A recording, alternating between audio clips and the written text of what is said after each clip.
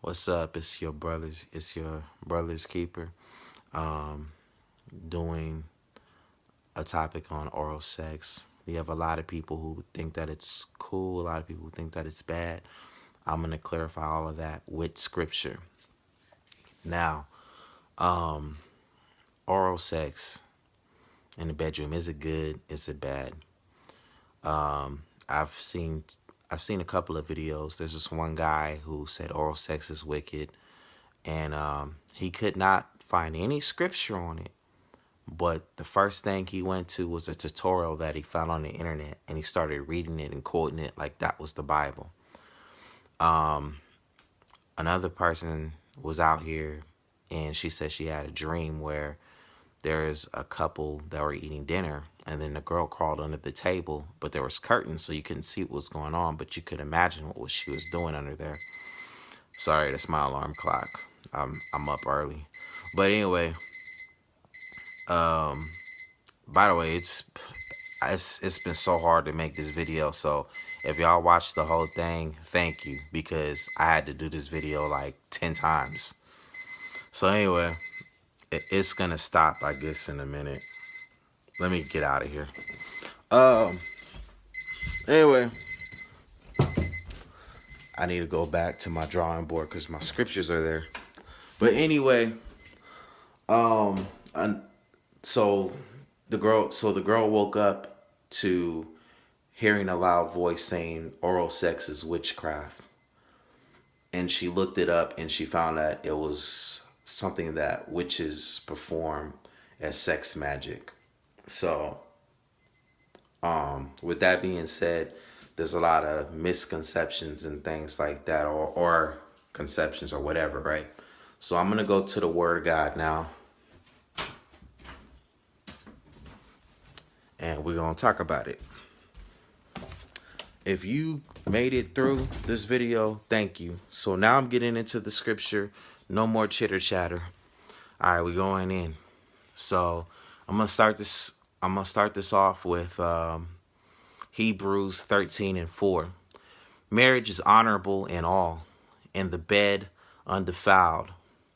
But whoremongers and adulterers, God will judge. So if you a whoremonger and you an adulterer, God will judge you. If you're a whore and a now it's raining, and adulteress, God will judge you. All right. And so, but it's saying if marriage is honorable and the bed is undefiled, meaning you can do whatever you want to do as long as you two consent to one another, right? So there's another one I have here, and this is going to be Corinthians 1, chapter 7, verses 4 through 6.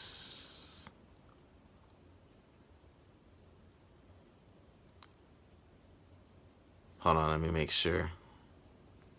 Let me go back one. No, I'm sorry, verses 3 through 6 through 5. New Living Translation reads, the husband should fulfill his wife's sexual needs, and the wife should fulfill her husband's needs. I encourage y'all to read the King James Version, but this is what I have in front of me. All right, next verse. The wife gives authority over her body to her husband, and the husband gives authority over his body to his wife. All right, so basically, people talk about your wife is an inanimate object, or some sex object. Well, here it talks about the wife owning her husband's body, and then the husband owning her body. And it's also saying, I'm not saying y'all are sexual objects, no, but it's saying that basically you own them almost as property. All right, but you don't have to take it that literal. All right, so and then this is the last verse here. Do not deprive each other of your sexual relations unless both of you refrain from sexual intimacy for a limited time so you can give yourselves more completely to prayer. Afterward, you should come together so that Satan won't be able to tempt you because of your lack of self-control. So it's telling you you have a lack of self-control. It's telling you the only time you should not participate and refrain from sex is when you're praying and fasting, basically. And then if you're tempted, come back together, have sex. So it's telling you you have a lack of self-control. Why should the wife fulfill her wifely duties? Because her husband has a lack of self-control. Why should the husband fulfill his wife's sexual duties? Because he has a lack of self-control, she has a lack of self-control. They have to do what each other want to do. So that's whatever their fantasies. That's whatever their fantasies. People tend to believe women don't have as high as a sex drive as men. Okay, well then you need to watch movies with her. You need to meet her emotionally, because there's always someone out there who will. All right, so now we getting into the oral sex part, man. So I just those were the foundational scriptures. Okay, so now we getting into it, right? Okay, this is where oral sex is mentioned. Songs of Solomon, chapter 4, verse 6. Awake, O north wind, and come, thou south. Blow upon my garden, that the spices thereof may flow out. Let my beloved come unto his garden, and eat his pleasant fruits. Come thy north wind, go south, blow on your garden, the spices thereof may flow out. What are they talking about? Eat your pleasant fruits. What are they talking about? Okay, what are fruits? Be fruitful and multiply. They're talking about having kids. Again, it's talking about a garden and being fruitful and multiplying. What is it talking about? Oral sex. That's what it's talking about. And you can't even argue that. It's clear as day. That's not clear enough for you. That's where that's where the man is performing oral sex on his woman. Okay. Peep this. Look, listen to this one. Another one.